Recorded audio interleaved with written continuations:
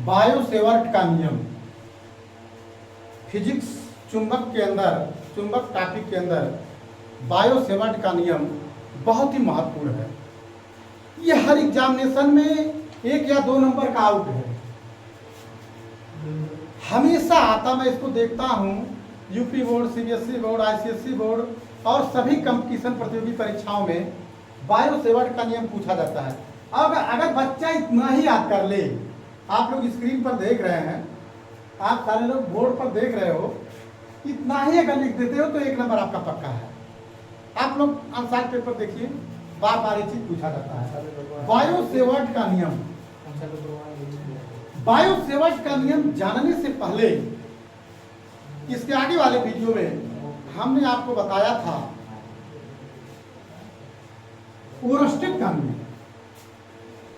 Oersted ने क्या बताया था कि अगर कोई चालक तार है, उसमें विद्युत धारा प्रवाहित करते हैं तो उसके चारों ओर चुंबकीय क्षेत्र उत्पन्न हो जाता है, और विद्युत धारा प्रवाहित करना बंद कर देते हैं तो चुंबकीय क्षेत्र क्या हो जाता है, समाप्त हो जाता है।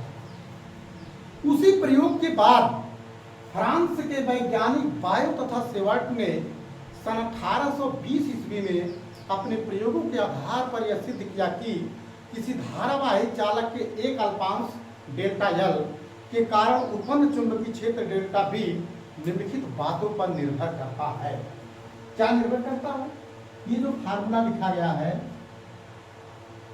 Delta B is directly proportional to I, delta B is directly proportional to delta L, delta B is directly proportional to sine theta, delta B is directly proportional to 1/r² पे डिपेंड करता है।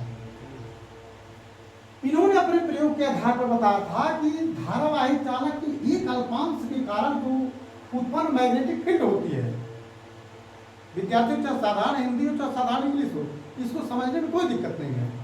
जो उत्पन्न magnetic field होती है वो wire में बहने वाली करंट के डायरेक्टली प्रोपोर्शनल होती है। यानी करंट इंक्रीज करेगी तो मैग्नेटिक फील्ड क्या होगी, इंक्रीज करेगी। करंट इंक्रीज करेगी तो मैग्नेटिक फील्ड इंक्रीज कर जाएगी, और करंट डिक्रीज करेगी तो मैग्नेटिक फील्ड डिक्रीज कर जाएगी। ये देखो धारावाही चालक एक अल्पांश से फिगर बना गया है, ऐसे टेढ़ा सा एक तार है, ये वायर है, ये आप इसको चाहे जैसे खींच सकते हो। अल्पांश का मतलब क्या है, इसकी किसी खंड में एक नॉर्मल डिस्टेंस में डेल्टा एल अल्पांश लिया गया है, उसके मध्य बिंदु से स्मॉल r दूरी पर कोई बिंदु P है जहां आपको चुंबकीय क्षेत्र की दिशा ज्ञात करनी है, चुंबकीय क्षेत्र की तीव्रता ज्ञात करनी है। और ये कहाँ है, ये वायर से थीटा कोण बनाते हुए रखा गया है। यानी कोई तार है, ए बी कोई तार है, उसके डेल्टा एल अल्पांश किसी खंड की लंबाई से थीटा कोण पर कोई बिंदु P है r दूरी पर, जहां हमको चुंबकीय क्षेत्र की तीव्रता ज्ञात करनी है। तो जब तार में आप आई एम्पीयर की धारा प्रवाहित करते हो तो डेल्टा बी समानुपाती I, delta B directly proportional to delta L, delta B समानुपाती साइन थीटा, डेल्टा बी समानुपाती r²। अब इसमें आप लोग जानते हो डायरेक्टली प्रोपोर्शनल में क्या होता है, करंट बढ़ेगी चुंबकीय क्षेत्र बढ़ेगा, करंट घटेगा चुंबकीय क्षेत्र घटेगा। डेल्टा एल अल्पांश की लंबाई बढ़ेगी तो मैग्नेटिक फील्ड बढ़ जाएगी, घटते घट जाएगी। थीटा का मान जब बढ़ेगा तो क्या होगा, डेल्टा बी का मान बढ़ जाएगा। अगर r का मान बढ़ेगा, यानी कि अल्पांश से जो बिंदु P है जहां पर हमको मैग्नेटिक फील्ड क्रिएट करनी है, अगर डिस्टेंस बढ़ेगी तो मैग्नेटिक फील्ड कम होगी, और डिस्टेंस घटेगी तो मैग्नेटिक फील्ड क्या होगी, ज्यादा। डिस्टेंस घटेगी तो ज्यादा होगी, डिस्टेंस बढ़ेगी तो मतलब ये दूरी जब बहुत ज्यादा हो जाएगी तो क्या होगा, चुंबकीय क्षेत्र कम हो जाएगा। ये दूरी कम रहती है तो चुंबकीय क्षेत्र का मान क्या होता है, अधिक होता है। अब क्या है, इन सबको मिला दीजिए, delta B is directly proportional to I delta L sine theta by r। इसके प्रूफ में कोई दिक्कत ही नहीं है, इस चीज को प्रूफ करने में कोई भी दिक्कत नहीं है।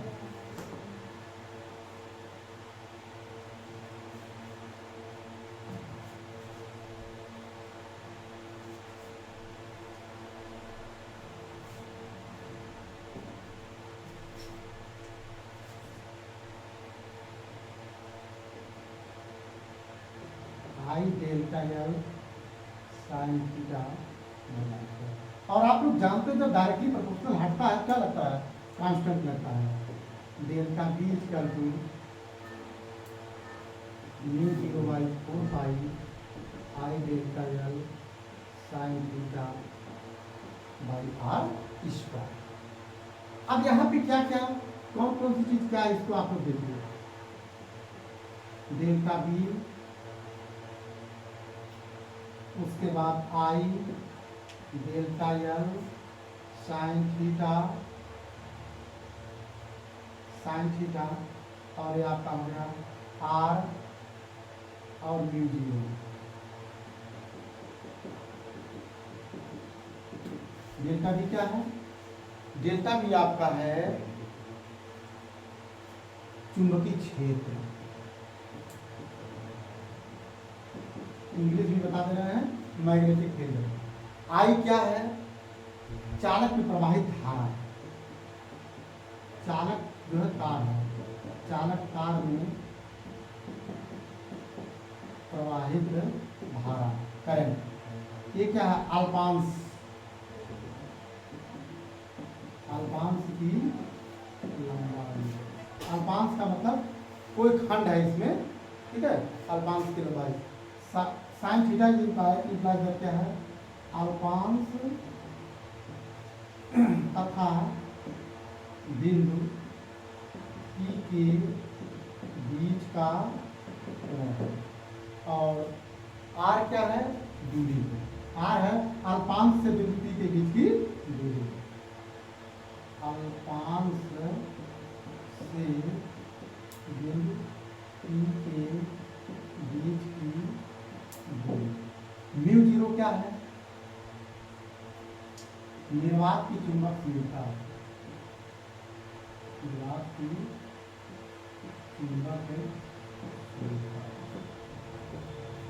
Magnetic permittivity.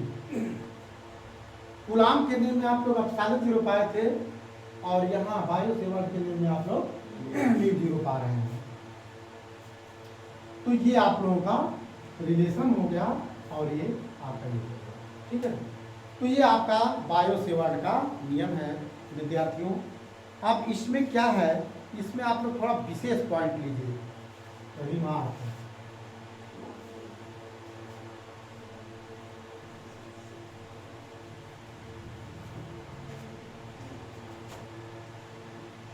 यदि थीटा इक्वल टू 0 या 180 अंश तो उत्पन्न चुंबकीय क्षेत्र क्या होगा?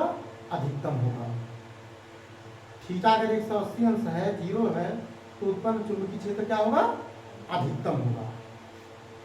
और दूसरी चीज क्या है, यदि theta equal to 90 degree, theta किसके बराबर है?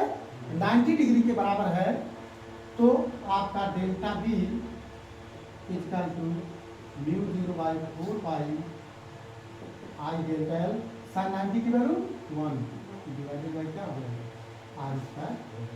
तीसरी चीज क्या है, अगर पूरे खंड का, अगर जो है कि जितनी लंबाई है, अगर पूरे खंड का आप लोगों को चुंबकीय क्षेत्र ज्ञात करना है तो डेल्टा बी इक्वल टू आपका mu 0I/4 pi integration of delta L या D L sine theta by R square.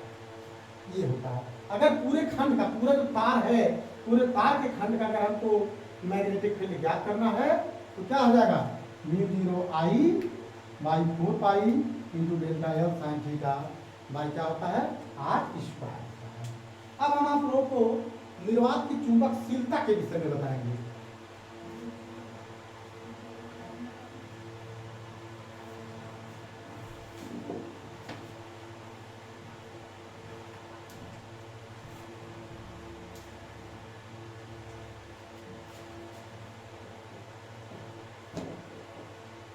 निर्वात की चुंबकशीलता म्यू 0 का मात्रक तथा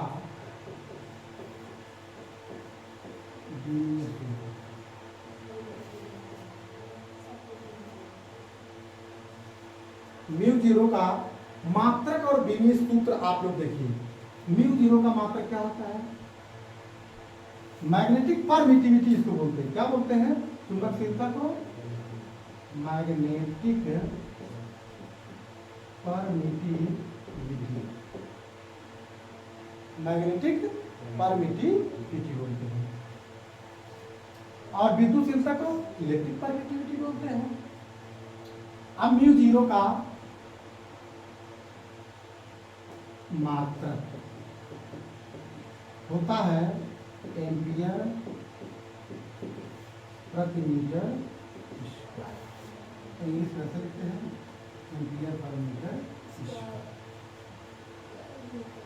विमीय सूत्र इसका ये कैसे होता, जरा इस चीज को देख लीजिए। Ampere per metre square, ampere per metre square जो है कि कैसे, सॉरी न्यूटन पर एम्पियर स्क्वायर, न्यूटन प्रति एम्पियर स्क्वायर। निर्वात की चुंबकशीलता का मात्रक क्या होता है? न्यूटन प्रति एम्पियर स्क्वायर होता है। कैसे होता है? ये जो फार्मूला आप लोग पढ़े हो, B equal to mu zero by 4 pi I delta L sine theta by R square, ये आप लोग पढ़े हो, ठीक। तो म्यू जीरो इक्वल टू क्या होगा? Mu zero equal to 4 pi R square into D. Mu zero equal to क्या होगा? 4 pi R square into D by I delta L sine theta. अच्छा, अब आप लोग बताइए, 4 पाई कांस्टेंट क्वांटिटी है, ये बी क्या है?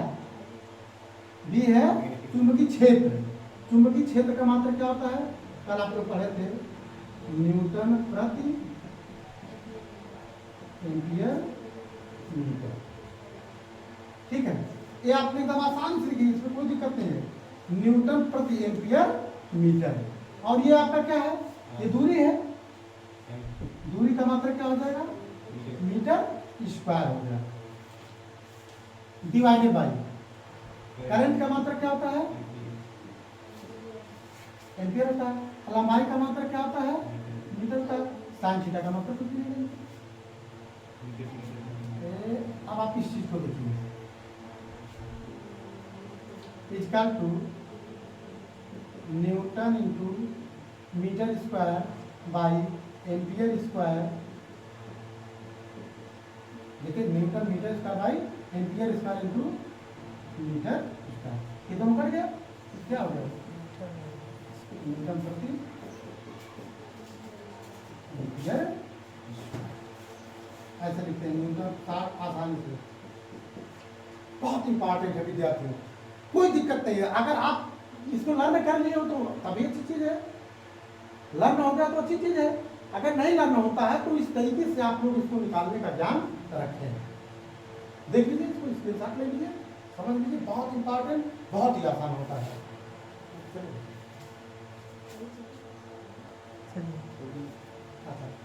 अब हम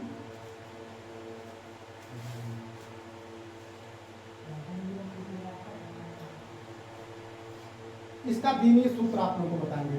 डायमेंशनल फार्मूला क्या होता है? विमीय सूत्र,